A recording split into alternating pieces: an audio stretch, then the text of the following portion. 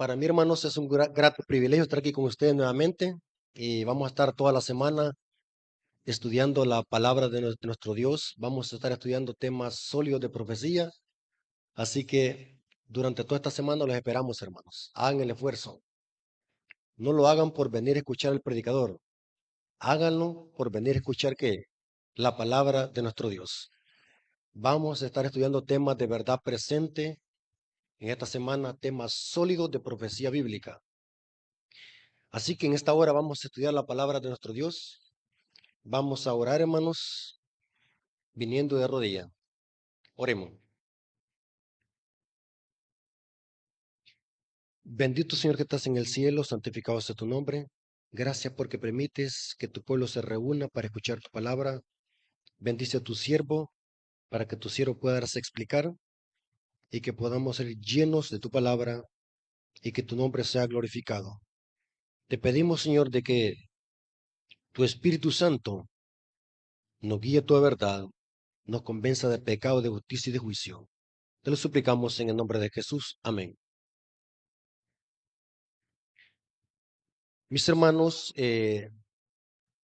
quiero decirles, hermanos, de que escuchar esta clase de temas es una bendición para el pueblo de Dios. Temas de verdad presente. En esta hora, hermanos, vamos a estudiar el primer tema, el ídolo abominable. ¿Por qué le hemos puesto ese título al tema? Quiero que usemos como base Eclesiastés 1:9. Vamos a estudiar la Biblia, hermanos.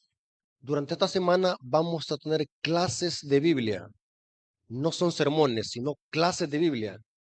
Quiero que como iglesia ustedes conozcan lo que dice la Biblia. Me interesa lo que dice la Biblia, no lo que dice el hombre. ¿Estamos de acuerdo, hermanos? Eclesiastés 1:9. Dice el sabio Salomón lo siguiente: ¿qué es lo que fue? Lo mismo que será. ¿Qué es lo que ha sido hecho? Lo mismo que se hará. Y nada hay nuevo debajo del sol. Este versículo lo he citado para demostrarles que la historia se repite. Lo que fue en el antaño se vuelve a repetir. Este es un principio vital a la hora de estudiar profecía bíblica. La historia se repite. Lo que pasó en el pasado se vuelve a repetir. Ahora vamos a ver una profecía que encontramos en Mateo 24. En Mateo 24 encontramos una profecía en los versículos 15 al 18.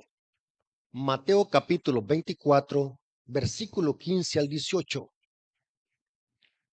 Noten cómo Cristo profetizó esto. Por tanto, cuando veáis en el lugar santo la abominación asoladora, ¿que habló quién? El profeta Daniel. El que lea qué, entienda. Noten que en mi Biblia aparece esto en paréntesis. El que lea, entienda. Así que mi objetivo es, en esta mañana, no es solamente venir a este púlpito a predicar. Mi objetivo es que usted, ¿el qué? Entienda. Porque puede pasar de que nosotros estemos escuchando y no estamos ¿qué? Entendiendo. Esto es peligroso. El que le entienda. Entonces los que están en Judea, huyan ¿a dónde? A los montes. Y los que estén en la azotea, no desciendan para tomar algo de su casa. Y el que esté en el campo, no vuelva atrás para tomar su capa. Pero ¿cuándo va a suceder esta huida? Cuando veáis en el lugar santo la abominación asoladora que profetizó Daniel. Noten que hay una señal para salir a huir. Y es cuando veáis en el lugar santo la abominación asoladora. Ahora, ¿qué es la abominación asoladora? Hermanos, antes de explicar y hacer un estudio profundo de este texto, quiero que entendamos que en esta última etapa de la historia, como iglesia, tenemos que estar estudiando profecías bíblicas. Hay un mensaje de verdad presente para esta última etapa de la historia. Muchos están predicando verdades, pero no son verdad presente. Una cosa es predicar verdades y otra cosa es predicar verdad presente. ¿Qué significa predicar verdades? Predicar verdades significa que posiblemente estemos predicando temas que los podemos escuchar en cualquier iglesia evangélica y quizás hasta mejoren. Pero la iglesia adventista posee un mensaje para esta última etapa de la historia y eso es verdad presente. Y durante toda esta semana vamos a estar estudiando verdad presente. Porque como adventistas del séptimo día hemos sido llamados para esta misión, predicar un mensaje distintivo para esta última etapa de la historia. Lastimosamente, hermanos, y lo digo con respeto, muchos predicadores estamos predicando temas evangélicos que los podemos escuchar en una iglesia pentecostal, en una iglesia mormona, aún en la iglesia católica podemos escuchar esos temas. Pero la iglesia adventista tiene un mensaje distintivo para esta última etapa de la historia y durante toda esta semana vamos a estar estudiando alimentos sólidos. Así que los invito, hermanos, hagan el esfuerzo.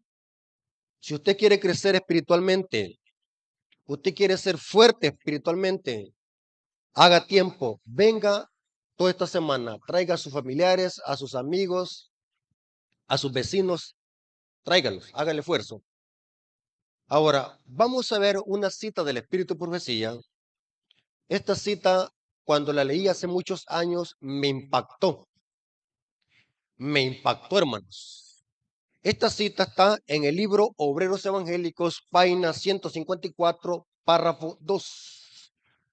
Elena de White, hablando sobre la importancia de estudiar Mateo 24, dijo lo siguiente. Obreros Evangélicos, página 154, párrafo 2.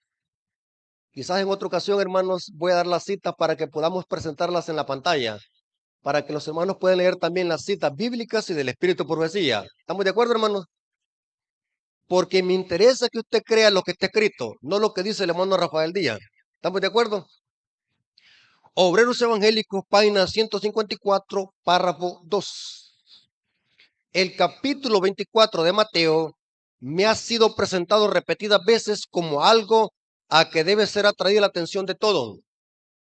Vivimos hoy en el tiempo en que las predicciones de este capítulo se están cumpliendo. Noten, vivimos en el tiempo donde las predicciones de este capítulo se están cumpliendo. Ahora, esto va para los predicadores. ¿Cuántos predicadores tenemos aquí en la iglesia? Noten, esto va para los predicadores. El espíritu de profecía está hablándole a los predicadores, ya sea anciano, pastor, director de escuela sabática, no sé. Noten, expliquen nuestros predicadores y maestros estas profecías a quienes instruyan. Excluyan de sus discursos los asuntos de menor importancia y presenten las verdades que decidirán el destino de las almas. ¿Cuántos dicen amén, hermanos? Tremenda cita. Excluyan, oigan, predicadores, excluyan de sus discursos los asuntos de menor importancia y presenten las verdades que decidirán el destino de las almas. Hermanos, ya no es hora de estar entreteniendo a la iglesia, ya no es hora de estar entreteniéndonos. Ya no es hora de venir a reunirnos solamente por reunirnos. Es hora de que nosotros nos estemos alimentando de comida sólida, dice ella. Bueno, supongo que estoy predicando en una iglesia adventista acá. Por eso es que cito el Espíritu de Profecía. ¿Creen en el Espíritu de Profecía aquí? Ok. Ahora, el sermón profético de Mateo 24, ¿para quiénes es? ¿Para los mundanos o para el pueblo de Dios primordialmente? Mateo 24, versículos 1 al 3. Primordialmente este mensaje es para la iglesia. Y cuando la iglesia lo asimile, debe de predicarlo al mundo. Pero primero es para nosotros. Mateo 24, versículos 1 al 3. Cuando Jesús salió del templo y se iba, se acercaron sus discípulos para mostrarle los edificios del templo. Respondiendo él y les dijo: ¿veis todo esto? De cierto os digo, que no quedará aquí piedra sobre piedra que no sea derribada. Y estando él sentado en el monte de los olivos, los discípulos, ¿quiénes, hermano? Los discípulos se le acercaron aparte diciendo: dinos, ¿cuándo serán estas cosas y qué señal habrá de tu venida y del fin del siglo? O sea, quienes están escuchando este mensaje, ¿quiénes son? Los discípulos.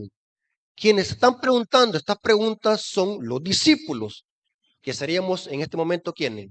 Nosotros. ¿Estamos de acuerdo, hermano? Ahora, este sermón profético de Mateo 24 tiene doble referencia. ¿Qué es una profecía de doble referencia? Es una profecía que tiene doble cumplimiento. Por eso es que se le conoce al capítulo 24 de Mateo profecía de doble referencia. Repita conmigo. Profecía de doble referencia. Porque Mateo 24 tiene dos cumplimientos. Uno parcial con los eventos que se cumplieron antes de la destrucción de Jerusalén en el año 70 y un cumplimiento mundial y global antes de la venida de Cristo. O sea, Mateo 24 tiene dos cumplimientos. Antes de la destrucción de Jerusalén, que fue en el año 70, y se va a cumplir a nivel de escala mundial con los eventos que preceden a la segunda venida de Cristo. Por eso es que Mateo 24 es un sermón profético de doble referencia o doble cumplimiento. Esto lo dijo Elena de White en el libro Joyas de los Testimonios, tomo 2, página 351, y está en el libro Eventos de los Últimos Días, página 19, párrafo 2. Dijo así ella: sobre el monte de los olivos, Cristo explicó los terribles juicios que habrían de preceder a su segunda venida. Oiré de guerras y rumores de guerra, porque se levantará nación contra nación, reino contra reino. Habrá pestilencias, hambres, terremotos por todos lugares. Y estas cosas es principio de dolores. Se cita Mateo 24, versículos 6 al 8. Ahora, noten cómo termina la cita.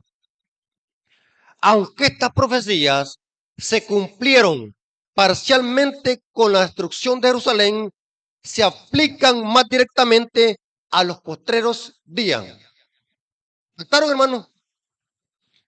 Aunque estas profecías se cumplieron parcialmente con la destrucción de Jerusalén, se aplican más directamente a los postreros días. Por eso es que Mateo 24 es una profecía de doble referencia. En esta ocasión vamos a ver la doble referencia de la abominación asoladora en profecía bíblica.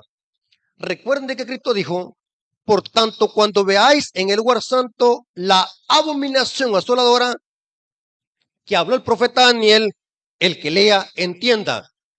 Esta profecía, hermanos, es una profecía de doble referencia. Ahora, ¿qué es la abominación asoladora? Hermanos, ¿están aquí todavía? Quiero que se concentren y quiero que tomen nota de esta información, porque esta información vale oro. Vale más oro que el que tiene el Vaticano.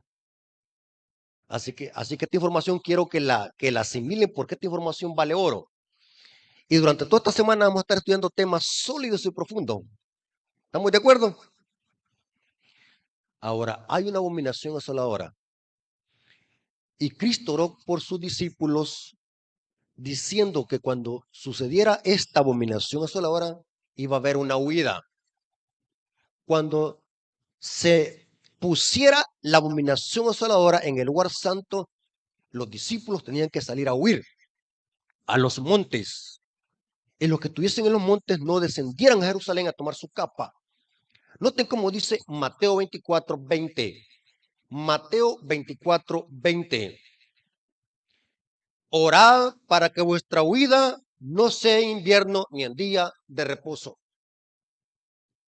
Noten que la iglesia, los discípulos tendrían que estar orando para que esta huida, cuando se pusiera la abominación asoladora, que esta huida no fuese en invierno ni en día de reposo. Ya vamos a ver por qué, hermanos. Ahora, ¿qué es la abominación asoladora? La abominación asoladora es otro nombre que Cristo le dio a la invasión de las tropas romanas que iban a sitiar a Jerusalén en el año 66 y la destrucción fue en el año 70. Ese sitio y esa destrucción, Cristo le llamó la abominación asoladora. Los romanos en el año 70 iban a destruir a Jerusalén. ¿Cómo lo demostramos esto? Lucas capítulo 21, versículos 20 al 21. Lucas capítulo 21, versículos 20 al 21. Vamos a ver de que la abominación asoladora era cuando las tropas romanas sitiaran a Jerusalén en el año 66 después de Cristo, porque la destrucción fue en el año 70. Noten cómo dio Cristo en Lucas capítulo 21, versículos 20 al 21. Pero cuando vieras a Jerusalén rodeada por ejércitos, ¿cuáles ejércitos? Los ejércitos romanos. Tito Vespasiano rodeó a Jerusalén con su ejército en el año 66 después de Cristo. Esto lo dice la historia y lo corrobora más profundamente el conflicto de los siglos. Pero cuando vieres a Jerusalén rodeada de ejército, sabed entonces que su destrucción ha llegado. Entonces, los que estén en Judea huyen a los montes y los que en medio de ella están, ¿qué dice? Váyanse. Y los que están en el campo no entren a ella. La abominación asoladora era el sitio de Jerusalén por parte de las tropas romanas. El sitio fue en el año 66 después de Cristo y la destrucción fue en el año 70.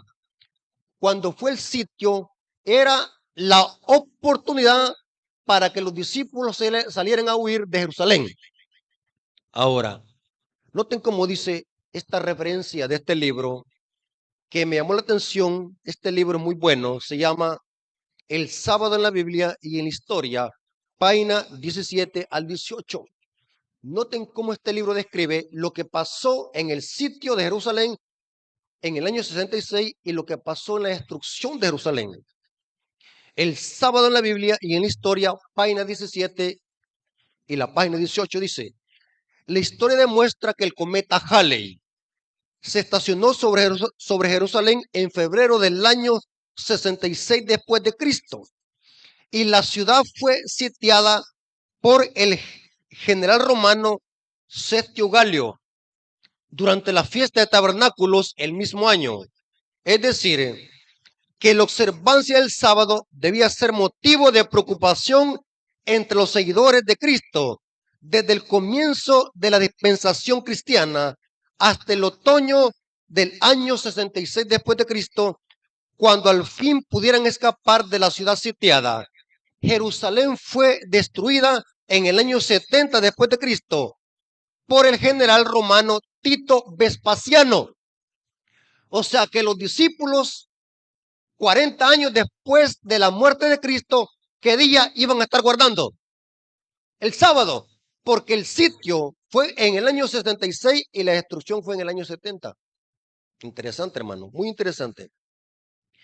Ahora, ¿cuál era la señal para salir a huir? Cuando los discípulos vieran la abominación asoladora, ¿cuál era la señal para salir a huir? Inmediatamente, sin tardar. Tenían que salir a huir. El conflicto de los siglos dice cuál era esa señal. Conflicto de los siglos, página 25, párrafo 2. Conflicto de los siglos, página 25, párrafo 2. ¿Vamos bien hasta acá, hermano? Voy deprisa por el tiempo, hermanos. Vieron que los predicadores, más que todos, cuando damos clases de Biblia, cuando nos llevan a prisa y corriendo, andamos, bueno, yo no estoy acostumbrado a eso, porque yo vengo de una iglesia, la iglesia de la Esperanza, donde a esa iglesia les encantan estos temas de profecía. Así que vamos contratiempo. Hermanos, el conflicto de los siglos, página 25, párrafo 2 dice, conflicto de los siglos, página 25, párrafo 2, noten, tan pronto como los estandartes del ejército romano idólatra fuesen clavados en el suelo sagrado, que son estandartes, eran tipo como unas flechas, podemos decir así, unos estandartes que clavaron en el suelo, eran como unas banderas que clavaron en el suelo. Y dice Flavio Josefo que esas banderas tenían la insignia de un sol. Noten qué interesante, hermano. Los discípulos, cuando vieron que esos estandartes romanos se clavaron en el suelo sagrado, que se extendía varios estadios más allá de los muros, los creyentes en Cristo debían huir a un lugar seguro. O sea que la señal, ¿cuál era? Cuando los discípulos observaran que los romanos clavaron esos estandartes con la insignia del dios Sol, era la señal para que los discípulos salieran a huir. Y dice, esta era una señal para que los discípulos debían de huir a un lugar seguro. Al ver la señal preventiva, todos los que quisieran escapar debían hacerlo sin tardar, tanto en la tierra de Judea como en la propia ciudad de Jerusalén. El aviso de la fuga debía ser aprovechado en el acto, o sea, sin tardar, sin andar pensando voy a ir a recuperar siquiera el carro o el televisor de 80 pulgadas. Inmediatamente tenían que salir a huir sin tardar en el acto, porque si no iban a ser destruidos. Y saben algo, hermano, dice el Espíritu de Profecía, como el sitio fue en el año 66, dice el Espíritu de Profecía que milagrosamente las tropas romanas se retiraron. Dice el Espíritu de Profecía que fue la providencia divina que hizo que se retiraran milagrosamente. Y los discípulos aprovecharon para salir a huir al campo. Interesante, hermanos, fue la providencia divina. Porque la destrucción fue en el año 70. El sitio fue por Sestio Galio. Y la destrucción fue por Tito Vespasiano en el año 70. Ahora, vamos a ver, hermanos, que esta profecía tiene doble cumplimiento. ¿Qué es la abominación asoladora en el tiempo del fin? Porque en Mateo 24, ¿qué es lo que dijimos? Tiene que doble cumplimiento. Entonces, significa que la abominación asoladora tiene doble cumplimiento. En la profecía bíblica y escatológica, ¿dónde ubicamos la abominación asoladora? Apocalipsis capítulo 11, versículos 1 al 3. Apocalipsis capítulo 11, versículo 1 al 3. Noten cómo la historia se repite. Leamos Apocalipsis 11, versículos 1 al 3. Entonces me fue dada una caña semejante a una vara de medir. Y se me dijo, levántate, mide el templo de Dios y el altar, y los que adoran en él. Pero el patio que está fuera del templo, déjalo aparte y no lo midan, porque he sido entregado a los gentiles. Y ellos, ¿quién es ellos? Y ellos, ¿qué dice? Hollarán la ciudad, ¿por cuánto tiempo? Por 42 meses. Y daré a mis dos testigos que profeticen por 1260 días vestidos de silicio. Estos son versos paralelos. Los 42 meses es lo mismo que 1260 días. Ustedes pueden hacer el cómputo, pueden hacer la ecuación. 30 por 42 dan 1260 días. Ahora, ¿qué pasó durante los 1260 días? Los dos testigos profetizaron vestidos de silicio. Esto venía hablando de la lección de escuela sabática en el trimestre pasado. Por eso es bueno estudiar la lección de escuela sabática. ¿Qué pasó durante el periodo de 1260 días o 42 meses? ¿Qué es lo que hizo el papado con la iglesia? ¿Qué es lo que hizo el papado con los dos testigos que representa el Antiguo y el Nuevo Testamento? ¿Qué es lo que le hizo la Iglesia Católica a los dos testigos y al remanente? Los persiguió, los quemaba en la hoguera, quemaba Biblias. El periodo de hegemonía del papado durante 1260 días. La Iglesia sufrió persecución en manos del papado. Noten qué interesante. La Roma imperial sitió a Jerusalén en el año 66. El templo de Jerusalén era un templo literal. La Roma imperial destruye un templo literal. Ahora, la otra Roma, el papado, ¿qué es lo que hace con el templo de Dios? ¿Quién es el templo de Dios hoy? La iglesia. ¿Qué es lo que hace el papado durante 1260 días? Hollará la ciudad por 42 meses. Lo mismo que hizo Roma imperial con Jerusalén en el año 70.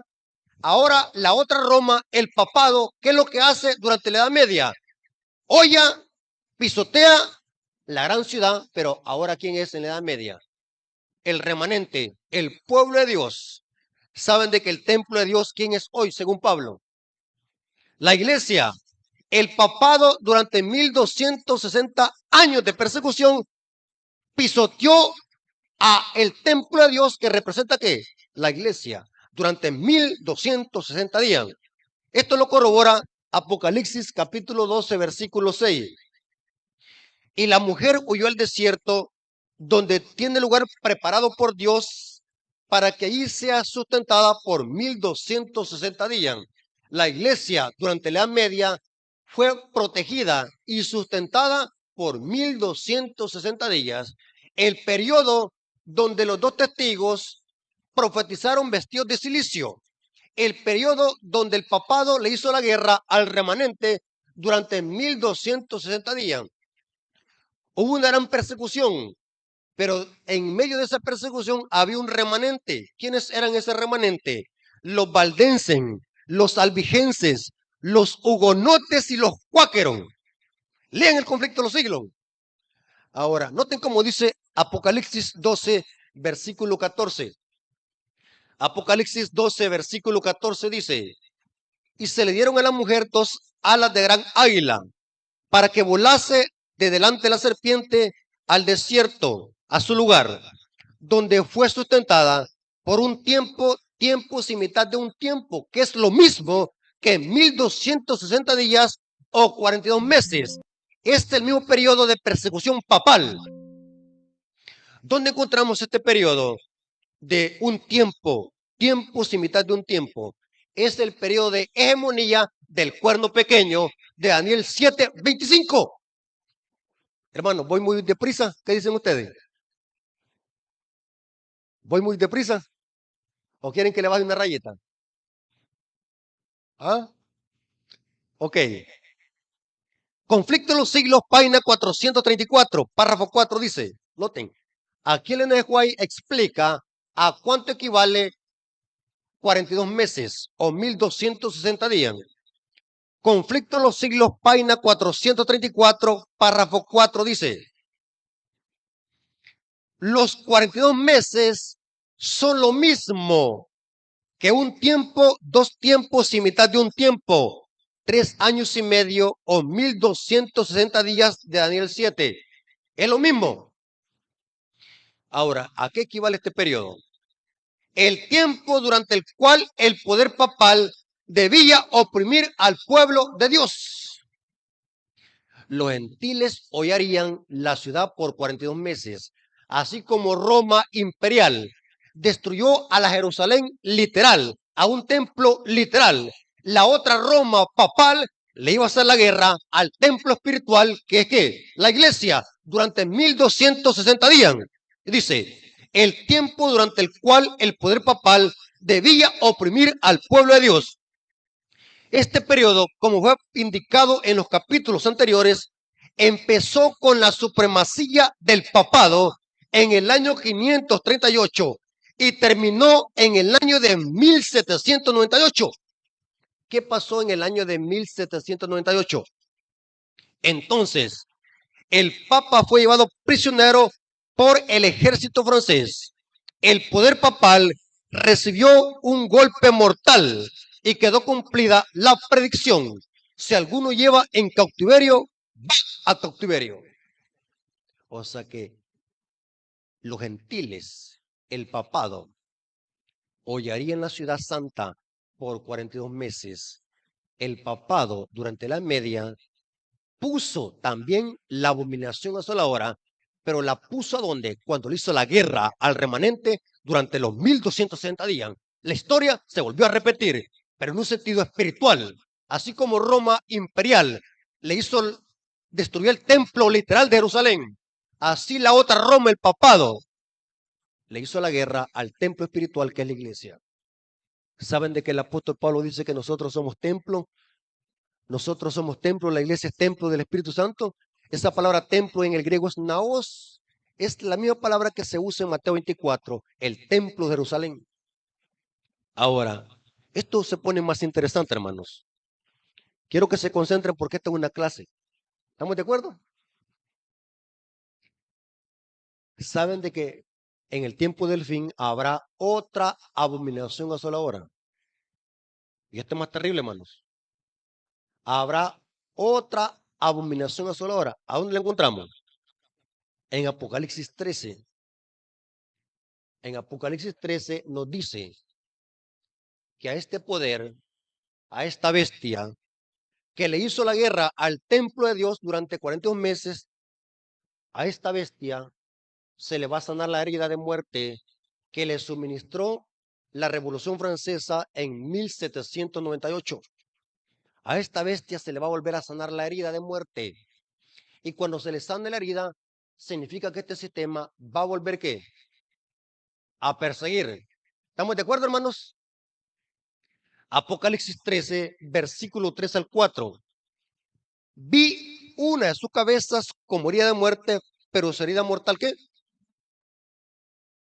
Va a ser sanada.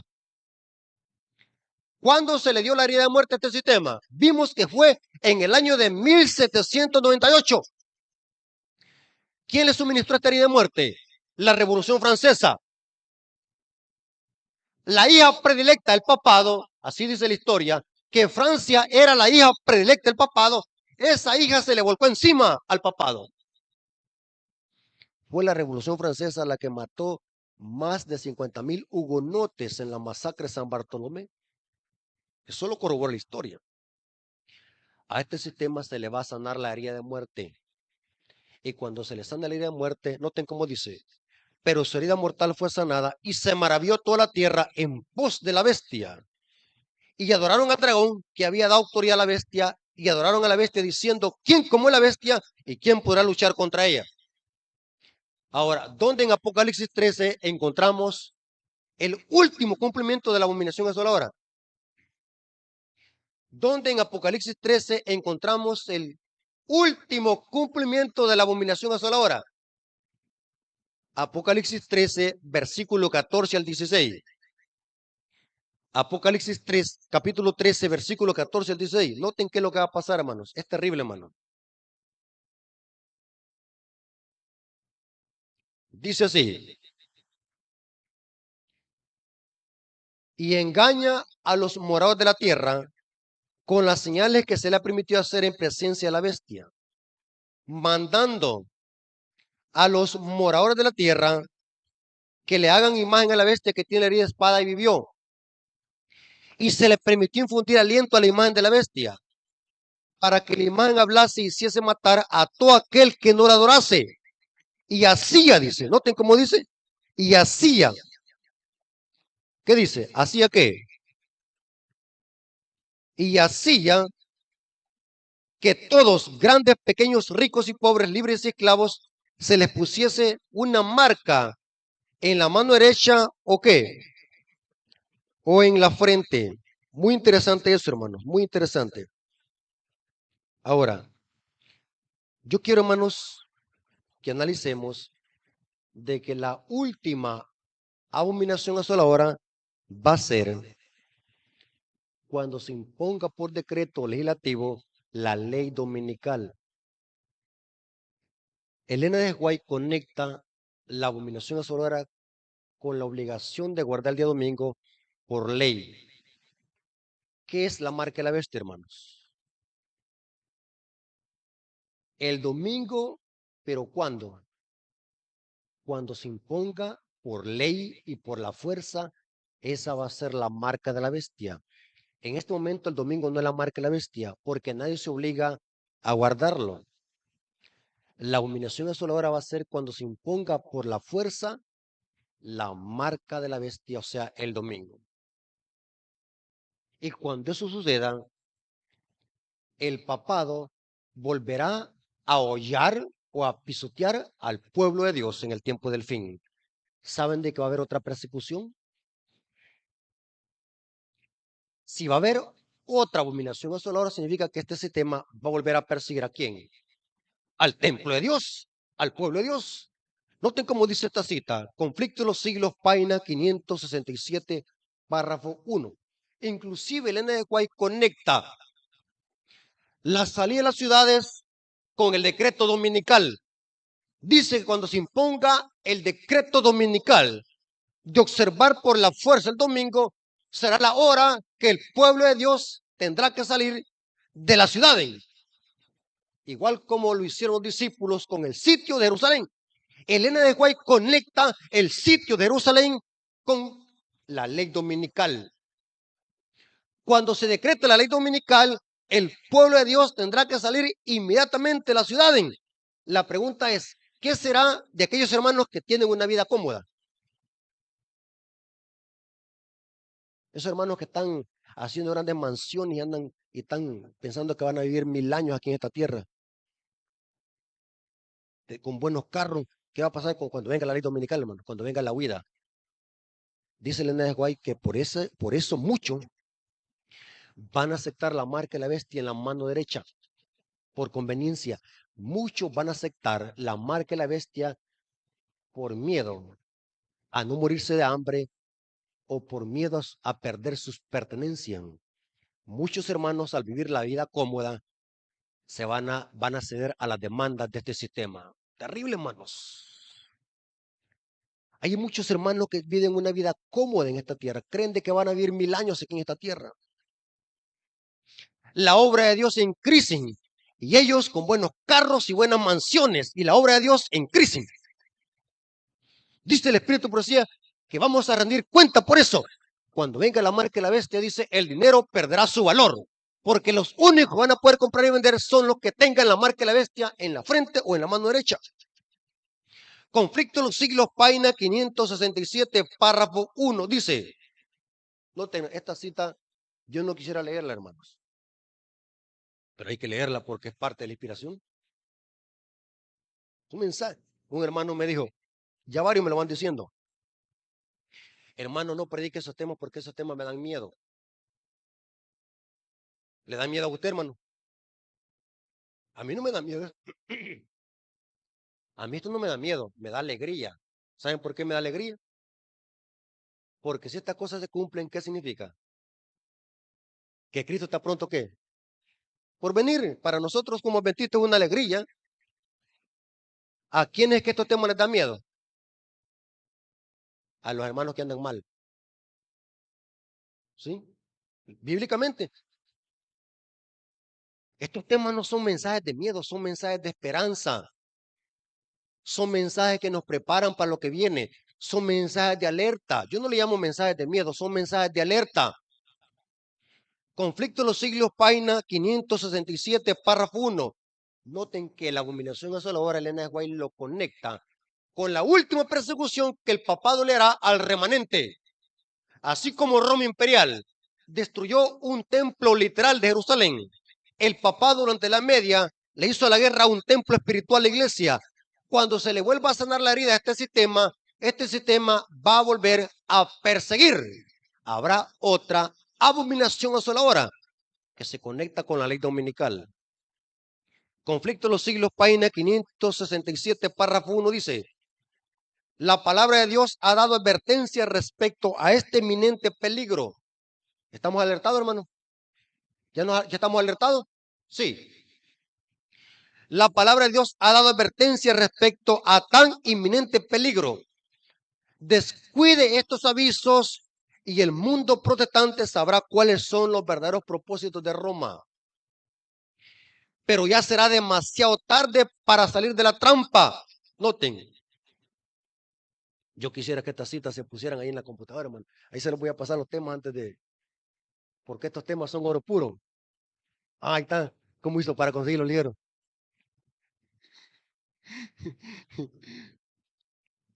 Noten cómo dice. Roma. ¿Quién es Roma?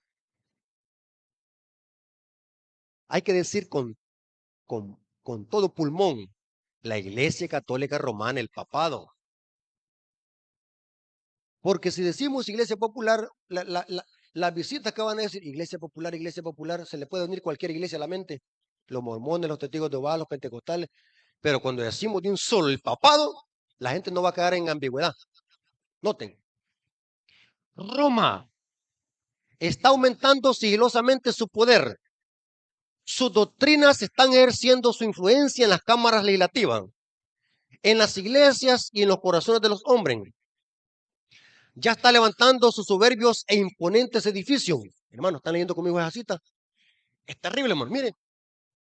Ya está levantando sus soberbios e imponentes edificios en cuyos secretos recintos, ¿qué va a pasar?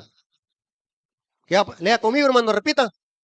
Reanudará sus antiguas, ¿qué? Persecuciones. O sea que va a haber otra, ¿qué? Abominación asoladora. Terrible. Está acumulando ocultamente sus fuerzas sin despertar sospechas para alcanzar sus propios fines y para dar el golpe a su debido tiempo.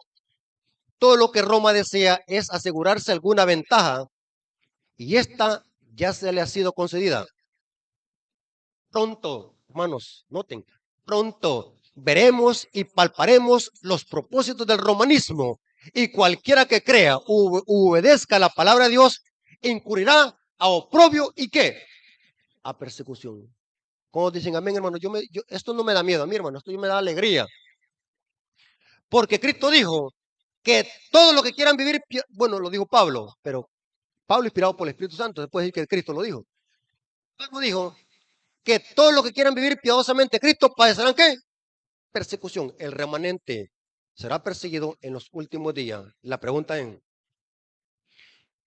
¿será que nosotros vamos a ser perseguidos o vamos a ser perseguidores? Muy buena pregunta, porque solo van a haber dos bandos. Si no somos perseguidores, nos van a perseguir. La pregunta es, ¿en cuál de esos dos bandos vamos a estar? ¿Saben qué dice el Espíritu por sí, hermanos? Que nuestros propios hermanos nos van a entregar a los católicos. Va a haber una traición dentro del pueblo de Dios. Va a haber una apostasía dentro del pueblo de Dios. Va a haber una traición así como Judas traicionó a Judas. Dice que nos van a entregar a los católicos nuestros propios hermanos. Es una profecía de Elena de White de doble referencia.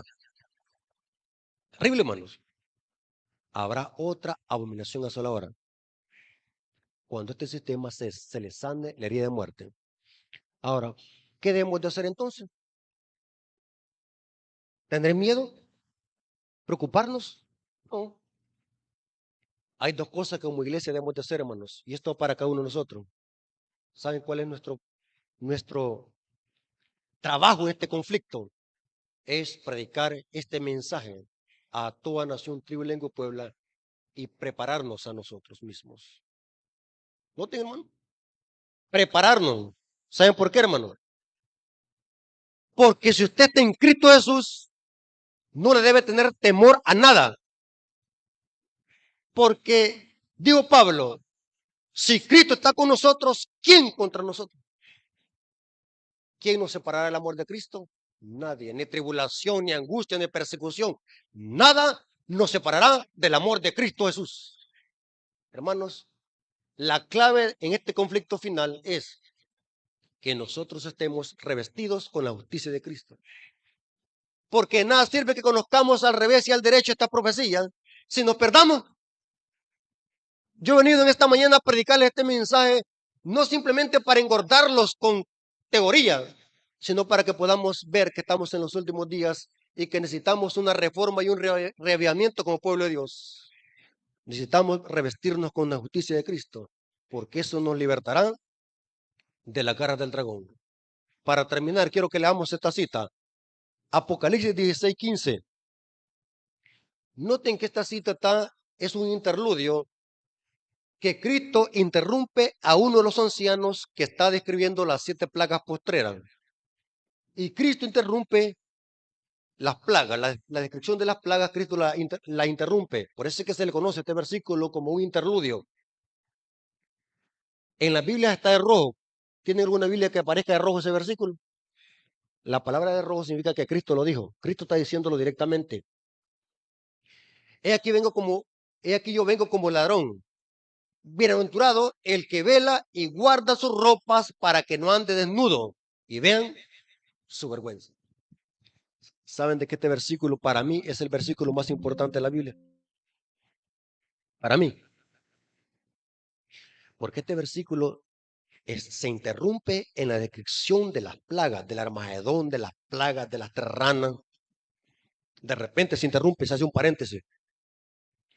He aquí yo vengo como ladrón, bienaventurado el que vela y guarda sus ropas para que no ande desnudo y vean su vergüenza. ¿Por qué se interrumpe? ¿Saben por qué, hermano? Porque la única forma de resistir cuando venga el Armagedón y no ser tocados por ninguna plaga, ¿sabe cuál es el requisito? Estar vestidos ¿con qué? Con la justicia de Cristo. Eso significa estar vestido. Y estar desnudo significa estar destituido de la gloria de Dios. Hermanos, Dios les bendiga. Espero que este primer estudio de profecía les haya servido para que podamos prepararnos para lo que viene, que muy pronto va a estallar esta última abominación asoladora. Así que Dios les bendiga y que la honra y la gloria haya sido para nuestro Padre Celestial. Dios les bendiga.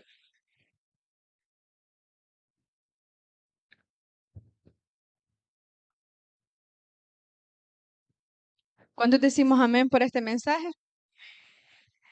Para finalizar, vamos a ponernos en pie y vamos a entonar el himno 488 de nuestro himnario nuevo.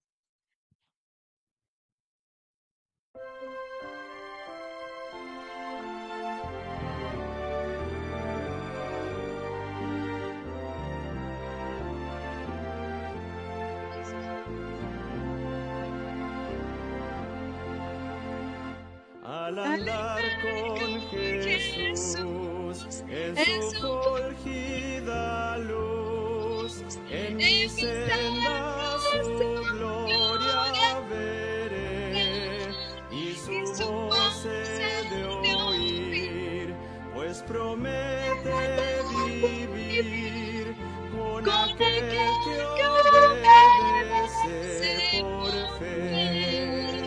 Su santa ley obedezco por fe y feliz para siempre con Jesús estaré. Si trabajo y penar, tengo aquí que caer, fortaleza en Jesús tendré, pues alivia su amor, mi afán, mi dolor, cuando me obedezco por fe. Su santa ley obedezco por fe y feliz para siempre con Jesús estaré. Nunca pude saber de su amor al placer, hasta que todo a Cristo entregué, su bondad, su favor, su poder redentor, cosa que obedece por fe. Su santa ley obedezco por fe y feliz para siempre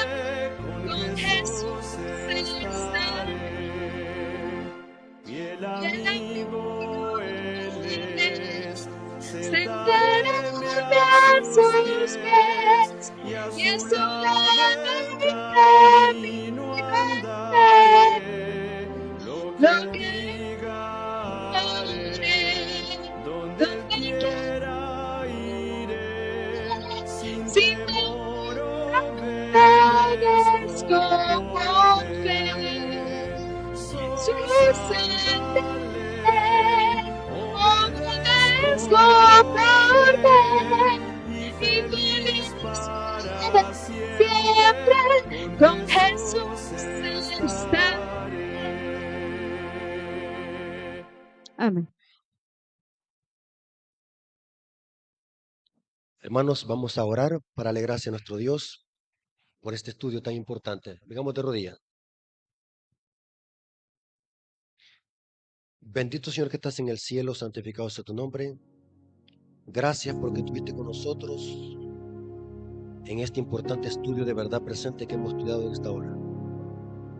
Gracias, Padre, por tus profecías que son reveladoras, que son alentadoras y llenas de esperanza.